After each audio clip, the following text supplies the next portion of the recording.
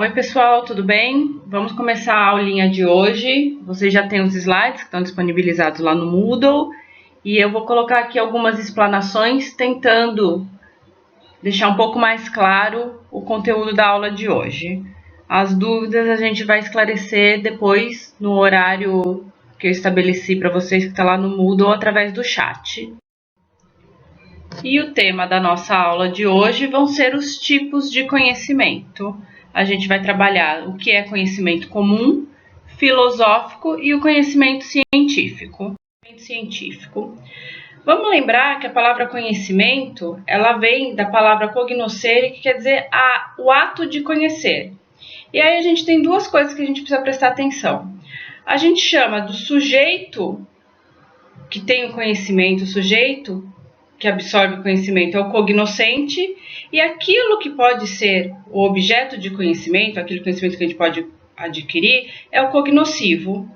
Então, a gente aqui tem muito que prestar atenção, assim, o que é que a gente consegue absorver de conhecimento e quem é que consegue absorver esse conhecimento.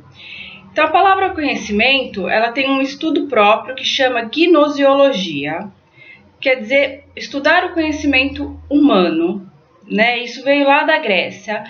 A gente tem, por outro lado, também a epistemologia, que é uma outra área, uma outra vertente do conhecimento, que ela está associada um pouco mais com o conhecimento científico, aquilo que a gente falou já de pesquisas, de princípios e metodologias científicas. E a gente vai falar de um pouquinho de cada um na aula de hoje. Da onde vem o conhecimento empírico? O empírico, ele vem do fazendo, né? Ele vem daquilo que todo mundo faz e que não necessariamente seguiu um método científico. Então, a gente falou a semana passada, né? Quem aqui tem coragem de tomar manga com leite? E um monte de gente na turma falou um monte de outros exemplos de coisas que a gente ouviu falar, que é de conhecimento popular e que a gente não tem certeza se aquilo tem uma fundamentação científica. A gente não sabe nem se deve ou não seguir. Mas por ser de conhecimento popular, é o que a gente fala que o senso comum predomina. E aí a gente fala, né, o senso comum, ele não é necessário de ter uma formação acadêmica. Então tem muito conhecimento espalhado por aí que não necessariamente foi comprovado cientificamente.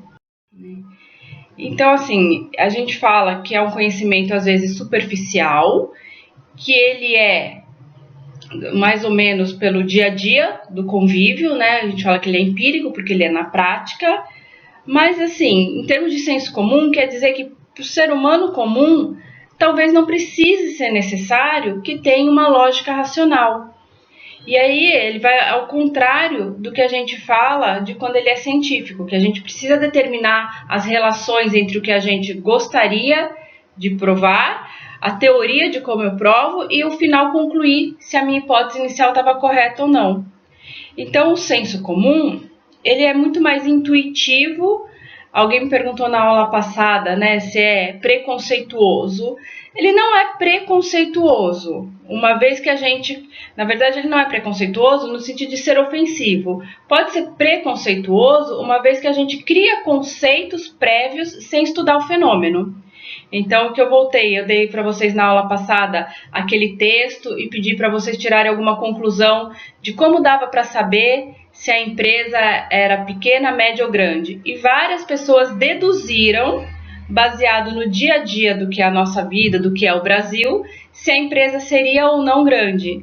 Aquilo foi um pré-conceito, porque a gente julgou anteriormente de conhecer o artigo se a empresa era grande ou não. Não é um preconceito no sentido de ter tentado ofender quem escreveu aquilo lá, mas é um exemplo prático do que é senso comum e do que é o científico. Pelo senso comum, a gente tentou deduzir o tamanho da empresa. Depois, vendo o artigo e tudo mais, a gente tinha alguns fundamentos para dizer, de fato, o tamanho da empresa.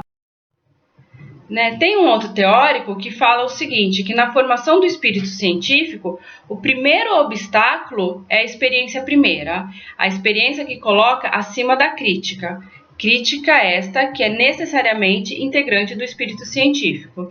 Então, quando vocês falaram, não, a empresa é grande, a empresa é pequena, e eu falei, mas quem disse? Ah, porque é uma empresa brasileira. E eu perguntei, aonde está escrito que é brasileira? E teve gente que falou, mas no Brasil a gente sabe que empresa de reciclagem ainda é pequena. E eu falei, mas aonde que a gente disse que é no Brasil? Então, eu tentei levantar de vocês a crítica em cima da dedução. Né? Eu sei que a gente tem que tirar vocês da zona de conforto, nem sempre é agradável para quem passa por isso, mas acho que vendo a aula de hoje vocês vão conseguir entender um pouquinho a minha razão. Né? Então, agora a gente vai falar um pouquinho de conhecimento filosófico. Então, a gente sempre fala assim, estou filosofando, segundo a minha filosofia, eu sou do ponto de vista que defende tal filosofia. Falar que você segue uma determinada filosofia é mais ou menos o seu ponto de vista do jeito que você vê a realidade de um certo assunto. Né? Então, a gente tem algumas coisas que nos induzem a pensar de tal jeito, porque a gente interpreta muito da realidade de acordo com a cultura que nos cerca, o poder econômico que a gente vive, né? Que acesso que eu tenho a determinadas coisas, como que eu vivo e interajo socialmente. E aí é assim que eu busco a minha sabedoria e os parâmetros que me conduzem na vida. Isso é o que a gente fala de seguir uma filosofia. Isso é o nosso conhecimento filosófico. Né? E aí eu pergunto para vocês, você acha que o simples fato de afirmar que segue uma filosofia de vida de fato demonstra que a pessoa tem atitude filosófica? O que vocês acham? Vou deixar esse slide aqui parado um pouquinho para vocês pensarem. O que seria uma atitude filosófica? Né? Seria mais ou menos você começar a indagar, a perguntar para si mesmo por que você age de tal forma. Não só você, mas outras pessoas. Por que tais atitudes são assim ou assado? Aí eu falo, não, eu acredito em tal coisa. Baseado em que eu acredito isso? Por que eu defendo tal ponto de vista? Né? E aí isso vai levantar na gente a necessidade de buscar a razão das minhas escolhas. Então, quanto mais eu me indago, mais eu me pergunto e mais eu estou disposto a buscar pelas verdades, pelas informações, mais bem explicado vão ficar as coisas na minha cabeça. Então, a gente fala, né, que a atitude filosófica, ela implica no quê? Você levantar as razões para determinadas escolhas, fazer uma indagação, e aí quando você se indaga, quer dizer o quê? Que você não simplesmente aceitou do jeito que estava, você procurou por uma explicação e você achou uma justificativa. Então, a gente fala, adotar uma atitude filosófica é sempre gerar uma duvidazinha, aquilo que a gente fala, aquela pulga atrás da orelha, e procurar informações, né, de diversas fontes, até algumas coisas que complementam as outras, e dali, então, conseguir ter uma justificativa para aquela sua indagação.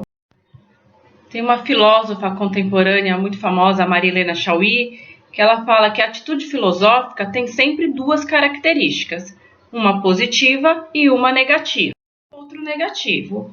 O negativo é você dizer não ao senso comum, ao que já é estabelecido, né? Ao que está posto como verdadeiro no dia a dia. Isso é o que vulgarmente a gente fala sair da zona de conforto, é não aceitar o status quo. Então, do jeito que as coisas são, eu quero mudar. Posso indagar uma pesquisa científica? Sim, até porque uma pesquisa científica ela pode ter sido válida para um momento da história e o mundo evolui e a pesquisa precisa evoluir também. Então, essas coisas que a gente fala de aspectos filosóficos, da mesma maneira que a gente muda, a gente evolui, a gente muda de opinião porque a gente adquire conhecimento, a realidade ao nosso redor muda, pesquisas científicas também evoluem. Algumas coisas perdem o seu efeito, algumas coisas são aprimoradas e assim segue o rumo da ciência. O lado positivo, né, é justamente fazer essas perguntas e ver como que cerca a nossa vida. De onde veio aquilo que a gente achou adequado? Vamos ver, ainda é adequado? Dá para ser de outro jeito? Então tem sempre um lado bom e o ruim. O bom é mudar. O difícil é que mudança gera trabalho e às vezes gera até mesmo a gente mudar internamente para aceitar que aquilo não é mais válido. né? Então, os aspectos positivos e negativos da atitude filosófica, eles estão juntos, eles caminham lado a lado, né? Então, a gente precisa ter sempre uma atitude crítica, e aí a atitude filosófica é o quê? De vez em quando olhar de fora. Imagina que é a primeira vez que eu estou vendo aquilo, sem preconceito, sem pré-julgamentos, e aí a gente busca pela informação. Então, né, quando eu falo tomar uma certa distância, é tentar observar com um novo olho, de mente mais aberta, né? O senso comum aceita aquilo que está previamente instituído, mas o pensamento filosófico é a indagação. Não, então a gente tem que sempre criticar como que poderia ser aquilo, se eu deveria aceitar aquilo, se aquilo está bem explicado, se aquilo resolve o problema que eu estou procurando.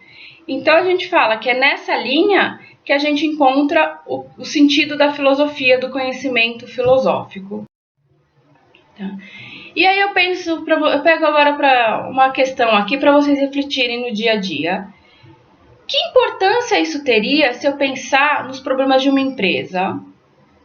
Né? Eu preciso pensar que conhecimento filosófico serve para alguma coisa no dia a dia, na prática? Vou deixar esse slide aqui mais uns minutinhos para vocês pensarem. Pensa aí, essa linha de raciocínio, essa indagação, não aceitar o status quo, não aceitar as coisas do jeito que são porque eu acho que dá para ser melhor ou porque eu acho que a informação não está completa. Né? Então, assim, a grande contribuição da filosofia, dessa linha de raciocínio filosófico, é justamente desenvolver nas pessoas a capacidade de raciocínio. É perguntar, é refletir, é ver se tem possibilidade de fazer diferente, se tem uma construção coerente de respostas. Então, na aula passada, eu pedi para vocês, daquele estudo de caso que a gente fez, se fazia sentido aquelas melhorias. As melhorias sim, de fato elas trariam melhorias, foi o que a sala no geral concordou. E aí eu perguntei, é possível de aplicar? E aí a gente concluiu que talvez não fosse possível devido às condições do proprietário da empresa, o senhor Baldessin. E aí, como conclusão, o que a gente falou? Que a conclusão estava parcialmente correta, porque as melhorias de fato eram benéficas, e parcialmente incorreta, uma vez que elas não eram possíveis de ser implementadas. Então, mesmo eu trouxe para vocês um artigo que já foi publicado, que foi aceito, e a gente criticou. A gente viu que daquele jeito não estava 100% do jeito que a gente acha que deveria ser. Então, o que a gente fala? Que a gente buscou pela razão, né? Então, a gente ordena o seu conhecimento e estabelece uma relação entre os fatos. Então, voltando para aquele artigo da aula passada, entre o que foi proposto e a chance de conseguir implantar, a gente concluiu que tinha uma lacuna, que não ia conseguir.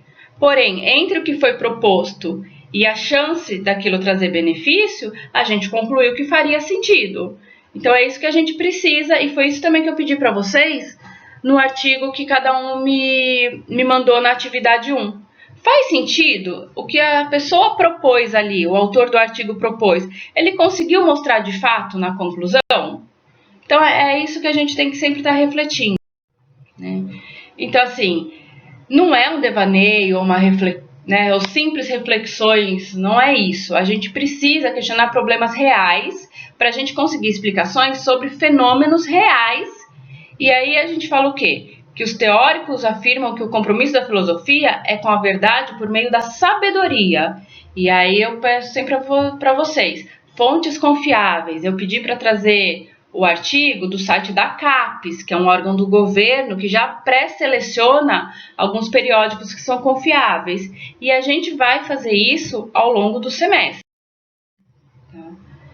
Então, aqui falando um pouquinho já do conhecimento científico, é o que tenta ao máximo se aproximar da verdade, é o que tenta explicar como que os fenômenos acontecem.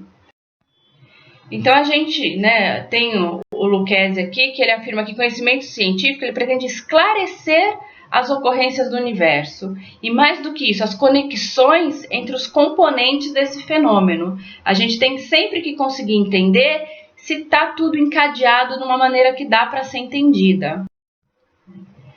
Então, a gente tem, dentro do conhecimento científico, conhecimentos naturais interações sociais, área da biologia, das ciências humanas, da área comportamental, economia, todas as áreas a gente consegue trabalhar com conhecimento científico.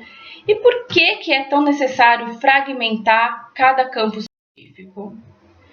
Justamente porque cada objeto de estudo tem uma forma de ser estudada. O jeito que eu estudo economia e o jeito que eu estudo matemática não necessariamente é o mesmo jeito que eu estudo, por exemplo, o que está acontecendo agora, propagação de doenças. Então a gente precisa entender como que funciona cada um. E aí, como que veio esse jeito de pensar? Veio, o que a gente chama de ciência moderna, do passado de precisar colocar os seres humanos no centro de tudo, ao contrário do que antes a gente vivia, no século XIV, que era o teocentrismo, que era tudo baseado, todas as explicações era por causa de um Deus. Então, a partir do momento que a gente tem essa alternativa, que o ser humano é o centro do universo, a gente começa a indagar algumas coisas.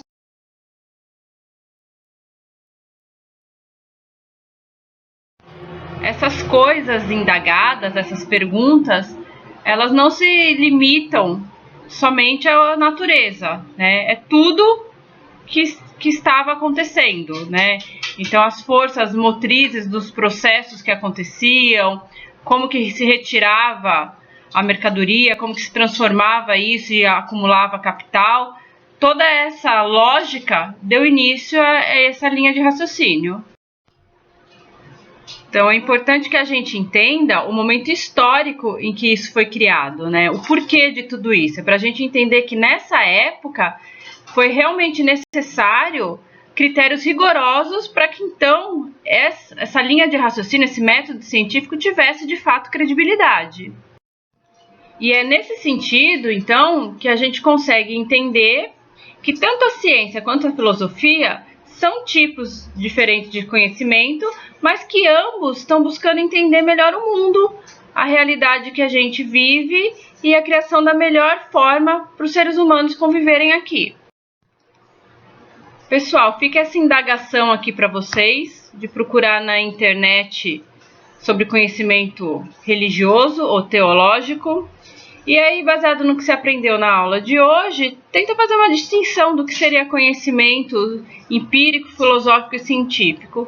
Isso é uma reflexão para vocês, para ajudar a absorver um pouco melhor o conhecimento dessa aula.